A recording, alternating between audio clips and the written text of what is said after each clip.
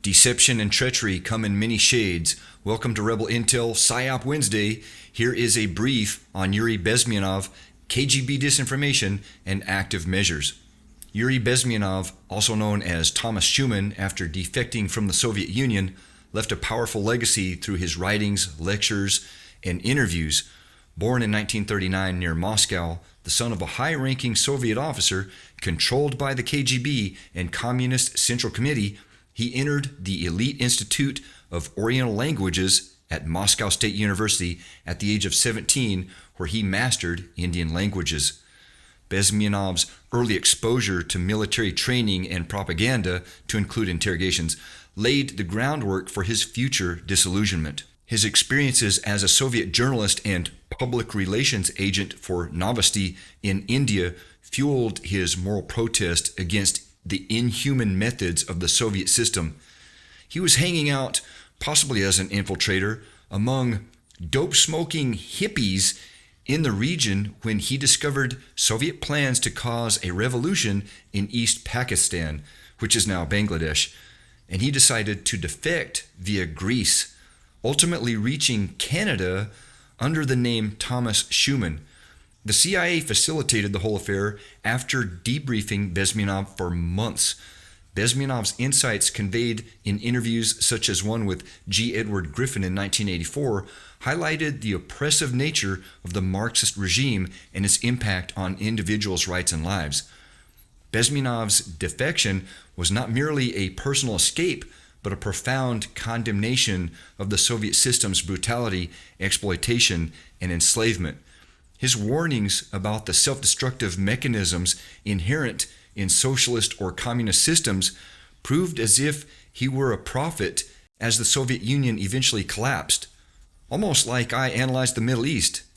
Despite his passing in 1993, Bezmenov's concerns about Marxist indoctrination, propaganda, and the potential dangers for Western societies remain relevant to this day. Let's take a look at Bezmenov's 4 stages of ideological subversion. 1, there's demoralization, educate an entire generation in Marxist ideology. 2, destabilization, the economy, foreign relations, and defense systems. 3, crisis, violent change of power, structure, and economy. 4, normalization, period of stabilization until the next cycle reaches crisis point. The more brutal Soviet tactics described by Bezmenov are even more strikingly similar to that of a certain third largest and second most populated country in the world. It turns out Bezmenov's 4 stages of ideological subversion are similar to the West's efforts of re-education and de-Nazification of post-World War II Germany, and thus a bit more of an instrument of the CIA Frankfurt School than a Soviet thing. In an interview with G. Edward Griffin in 1984, the theory was discussed between the two that we're heading towards a global convergence of ideologies and politics. There isn't a significant difference among most nations. We've been in a unipolar, neoliberal, globalized corporatocracy for decades, some argue since World War II. There is a high level of corruption in government and mafia integrated into the multinational corporations. And all of this leads back to my geopolitics and international relations theory of strategic deception.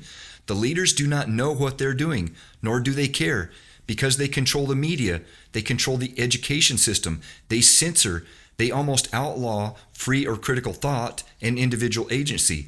They don't need to know how to govern as long as there's profit, because the masses are polarized against each other, confused, and demoralized. I believe this is why you see content creators on social media actually rewarded for creating polarizing, nonsensical shit that keeps most people radicalized in echo chambers and silos. Furthermore, Bezmenov declared that the Soviet system was actually kept in power by American and other Western elites, some people in government, academics, and multinational corporations. So the question is, how much of all of this is theory and how much of it is fact, or how much of it is disinformation? Please let me know what you think, and think freely and critically.